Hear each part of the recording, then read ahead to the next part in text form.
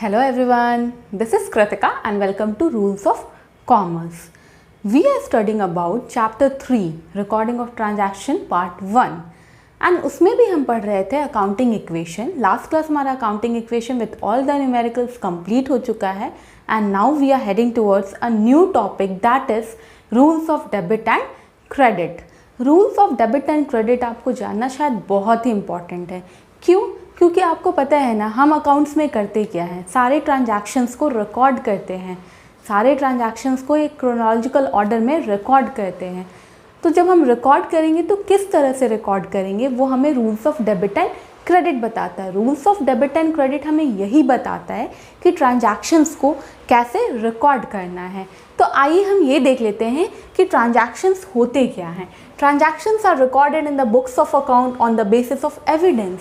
आपको भी पता है एक ट्रांजैक्शंस होंगे उससे हमें रिकॉर्ड करना है बुक्स ऑफ अकाउंट में. तो क्या किसी ने आके बोल दिया और हम रिकॉर्ड कर लेंगे? ऐसा नहीं करेंगे.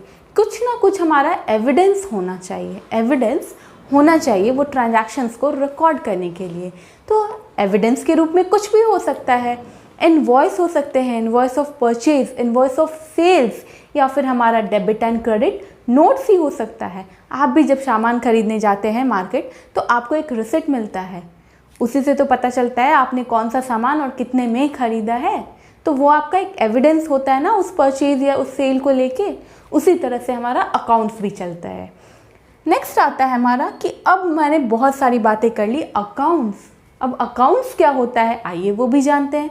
अकाउंट्स क्या होता है? It is a record of transactions under a particular head. एक पर्टिकुलर हेड के अंदर हम ट्रांजैक्शंस को रिकॉर्ड करते हैं. It records not only the amount of transactions but also there effects and direction. ऐसा नहीं है कि अकाउंट जब हम बनाते हैं तो सिर्फ और सिर्फ अमाउंट को रिकॉर्ड करते हैं. ऐसा नहीं है. हम क्या करते हैं, उसके इफेक्ट्स और उसके डायरेक्शंस को भी रिकॉर्ड कर लेते हैं. तो एक अकाउंट कैसे बनता है, उसका फॉर्मेट क्या होता है, कौन कौन से अकाउंट्स होते हैं. अकाउंट्स तो बहुत तरीके का होता है. आप जितने भी देखें, debtors account, creditors account, plant and machinery account, furniture account, cash account, bank account, आप जितना भी नाम ले लें उन सब के लिए हम एक अकाउंट बनाते हैं. और आपको पता है रूल्स ऑफ डेबिट और क्रेडिट जो है ईच एंड एवरी ट्रांजैक्शन में अप्लाई होता है. ईच एंड एवरी ट्रांजैक्शंस में हम rules of debit and credit apply करते हैं और फिर ही हम ट्रांजैक्शंस को क्रोनोलॉजिकल ऑर्डर में रिकॉर्ड करते हैं. जब ट्रांजैक्शंस को क्रोनोलॉजिकल ऑर्डर में रिकॉर्ड करते हैं तो हमारा बनता है जर्नल. और जब जर्नल बन जाता है तो हम नेक्स्ट बनाते हैं लेजर. जब जर्नल बन जाता है, जब जर्नल एंट्री हम पास कर लेते हैं तो हम क्या करते हैं, लेजर बनाते हैं. पहले हमने ट्रांजैक्शंस जितने भी थे उनको रिकॉर्ड किया तो उस पर rules of debit and credit लगाया और हमने जर्नल एंट्री पास की. फिर हमने क्या किया, फिर हमने लेजर अकाउंट बनाए. उसके बाद बनता है हमारा लेजर अकाउंट. तो इसीलिए आपको पता होना चाहिए कि अकाउंट्स क्या होता है and rules of debit and credit क्या होता है. तो मैं आपको बताती हूँ अकाउंट का एक फॉर्मेट क्या होता है. मैंने यहाँ पे फॉर एग्जांपल लिया कैश अकाउंट. मैंने यहाँ पे हेडिंग में लिखा कैश अकाउंट. फिर हम एक लाइन ड्रॉ करेंगे, फिर थोड़ा गैप देंगे और फिर से एक लाइन ड्रॉ करेंगे. पहला कॉलम हमारा बनेगा डेट्स का, फिर बनेगा पर्टिकुलर्स का, फिर हम बनाएंगे J.F लिखेंगे. इसका मतलब होता है जर्नल फोलियो. फिर हम यहाँ पे रुपीज़ लिखेंगे. फिर अगेन हम date, particulars, journal folio and rupees. Journal folio में आपको कुछ नहीं लिखना है. आप जब ट्रांजैक्शन और आप जर्नल एंट्री पास करेंगे, आप जब अकाउंट बनाएंगे, यहाँ पे हमें कुछ नहीं लिखना होता है. वो फर्दर ऑन आपके लिए नहीं है शायद, वो जब अकाउंट्स मेंटेन करते हैं तब. डेट्स पक्का है, जब अकाउंट बनाएंगे तो कौन सा दिन, कौन सा डेट को कौन सा ट्रांजैक्शन हुआ ये तो जानना बहुत इंपॉर्टेंट है. तो हम डेट मेंशन करते जाएंगे. जैसे मैंने यहाँ पे लिखा है 21 जून. उस तरह से पर्टिकुलर्स, फिर JF रुपीज़, फिर डेट, पर्टिकुलर, JF रुपीज़. अब आप सोच रहे होंगे कि DR क्या है. ये है debit side. This is called debit side and this is called credit side. Credit side को हम मेंशन किए हैं CR से एंड डेबिट साइड को हम मेंशन किए हैं DR से. मतलब ये कि डेबिट साइड अब हम पढ़ रहे हैं ना rules of debit and credit, तो हमें debit side and credit side भी तो समझना होगा. Debit side and credit side.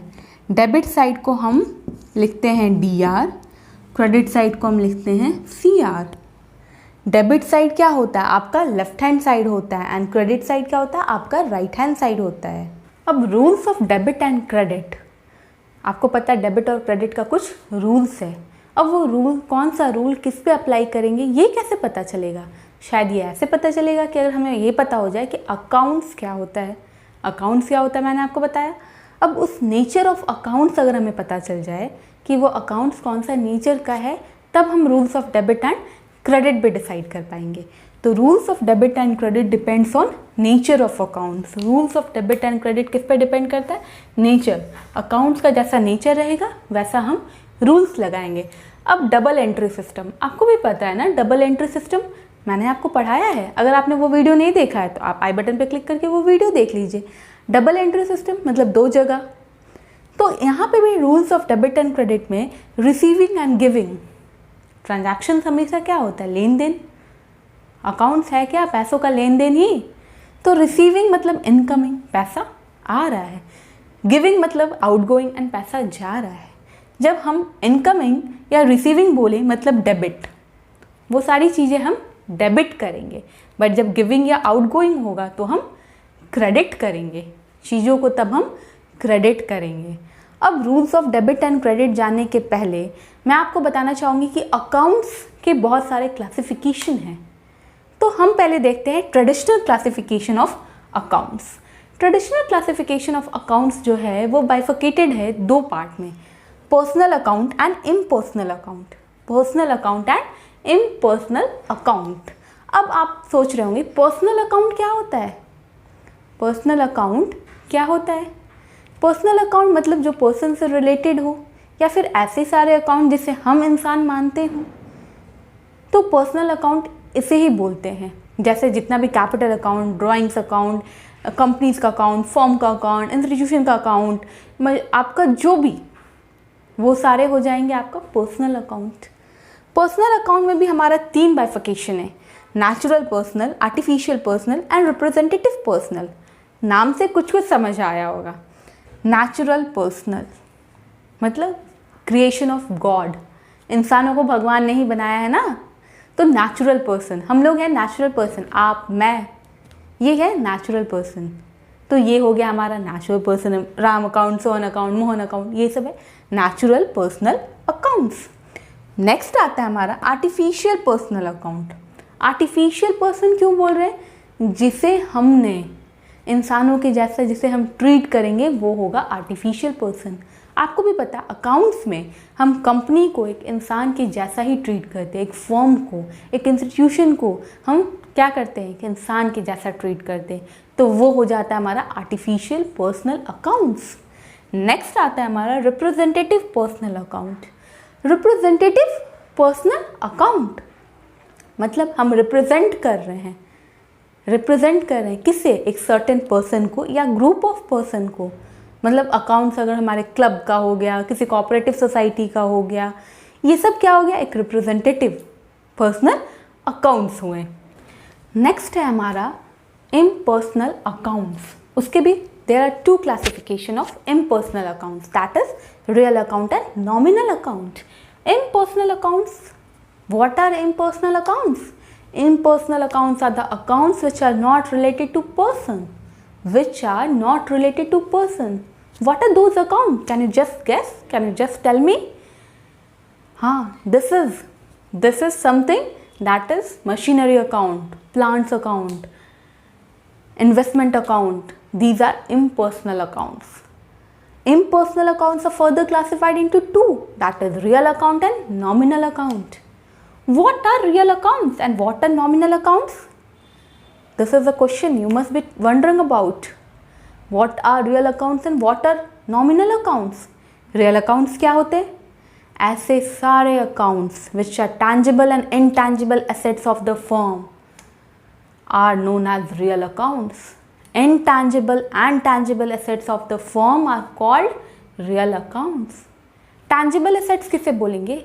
ऐसे assets जिसे मैं छू सकती हूँ, जिसे आप टच कर सकते हैं, फील कर सकते हैं, जैसे plant and machinery, cash in hand. And plant and machinery, furniture account, land account, anything intangible जिसे आप छू नहीं सकते, which you can't touch, intangible assets जिसे हम टच नहीं कर सकते, फील नहीं कर सकते, जैसे हमारा कॉपीराइट, गुडविल, पेटेंट, ट्रेडमार्क, ये सब हमारा होता है इंटैंजिबल एसेट्स। तो रियल अकाउंट में वो सारे अकाउंट्स आ जाते हैं intangible and tangible assets of the firm. Next we are moving towards nominal account. What are nominal accounts? What are nominal accounts? आपको शायद थोड़ा पता होगा। Nominal accounts, revenue and expenses account are known as nominal account.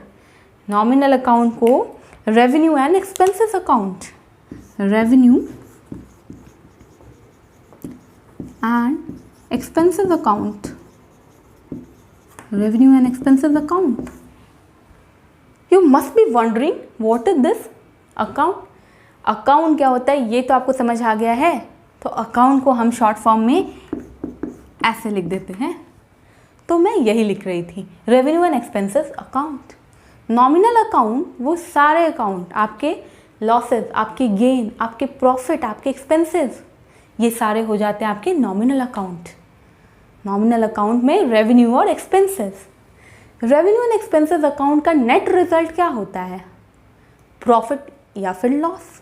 And profit and loss are transfer to capital account. Profit and loss कहाँ transfer करते हैं? Capital account में। आपको कैपिटल अकाउंट क्या होता है, रेवेन्यू क्या होता है, एक्सपेंसेस क्या होते हैं, ये सारे मैंने आपको पढ़ाए जब हम बेसिक अकाउंटिंग टर्म्स डील कर रहे थे। अगर आपने वो वीडियो नहीं देखा है तो आप आई बटन पर क्लिक करके वो वीडियो ज़रूर देखना। तो ये था हमारा impersonal account, real account and nominal account. But there is a slight change. There is one clause in nominal account. Nominal account में एक क्लॉज है। अब वो क्लॉज क्या है? वो क्या है? नॉमिनल अकाउंट में अगर हम कोई भी प्रीफिक्स या फिर सफिक्स ऐड करेंगे तो वो हमारा बन जाएगा, क्या बनेगा? Personal account. अगर नॉमिनल अकाउंट में कुछ भी मैंने ऐड किया, प्रीफिक्स या सफिक्स, तो वो बनेगा हमारा पर्सनल अकाउंट। पर्सनल अकाउंट में भी कौन सा? पर्सनल अकाउंट में बनेगा ये रिप्रेजेंटेटिव पर्सनल अकाउंट। क्योंकि आपको पता है ना, नॉमिनल अकाउंट में हम रेवेन्यू एंड एक्सपेंसेस की बात कर रहे हैं। फॉर एग्जांपल हम रेंट ले लेते हैं। रेंट, जब तक हम रेंट बात कर रहे हैं तब तक तो वो नॉमिनल अकाउंट है। बट अगर मैंने बोला प्रीपेड रेंट या outstanding rent, prepaid rent, outstanding rent, तो ये हमारे सारे हो जाएंगे रिप्रेजेंटेटिव पर्सनल अकाउंट। आपको पहले rules of debit and credit जानना है। जब आप rules of debit and credit जानेंगे तभी आप सही सही जर्नल एंट्री कर सकते हैं। और rules of debit and credit का ही पहला रूल ये है कि आपको अकाउंट्स, वो कौन सा अकाउंट है, उसका नेचर क्या है, वो पता करना है। And that's all. इसी के लिए मैं आपको ये सारी कहानी बता रही हूँ कि सबसे पहले आपको ये समझ आ जाए कि अकाउंट्स में वो कौन सा अकाउंट है। वो पर्सनल अकाउंट है, नेचुरल अकाउंट है, आर्टिफिशियल है, रिप्रेजेंटेटिव है, रियल है या फिर नॉमिनल है। जब आपको ये पता होगा तभी तो आप रूल्स के बारे में सोचेंगे, क्योंकि आपको स्टेप बाय स्टेप जाना है। अगर आपको ये नहीं पता है तो आपको ये भी नहीं पता होगा ना कि रूल्स कौन सा लगाएं। तो इसीलिए ये सारी चीज़ें को जानना इम्पॉर्टेंट है। अब rules end of debit and credit, ये तो मैंने आपको बहुत बताया। Rules of debit and credit, personal account, real account, nominal account. अब आप सोच रहे होंगे रूल्स क्या होते हैं? सारे अकाउंट्स तो आपको पता चल गए। जब भी आप कोई ट्रांजैक्शन रहेगा उसमें क्या करेंगे? सबसे पहले अकाउंट्स को आइडेंटिफाई करेंगे, वो कौन सा अकाउंट है, पर्सनल अकाउंट है, रियल अकाउंट है या फिर नॉमिनल अकाउंट है। अब जब आपको ये पता चल जाएगा कि आपको कौन सा अकाउंट है, तब आपको रूल्स याद करने होंगे। तो ये है हमारे rules of debit and credit. Types of account, पहला है पर्सनल अकाउंट। पर्सनल अकाउंट कोई भी नाम हो, राम, मोहन, कोई भी, वो क्या होगा? पर्सनल अकाउंट होंगे। तो पर्सनल अकाउंट में हम डेबिट क्या करते हैं और क्रेडिट क्या करते हैं? Debit the receiver, credit the giver. Debit the receiver, जब भी एक इंसान होगा वो कुछ या तो पैसे रिसीव करेगा या कोई भी, वो रिसीविंग एंड में होगा या फिर गिविंग एंड में होगा। अगर रिसीव कर रहा है तो डेबिट, अगर गिवर है तो क्रेडिट। नेक्स्ट आता है हमारा रियल अकाउंट्स। रियल अकाउंट्स बोले तो हमारे सारे एसेट्स अकाउंट, हमारे सारे एसेट्स अकाउंट।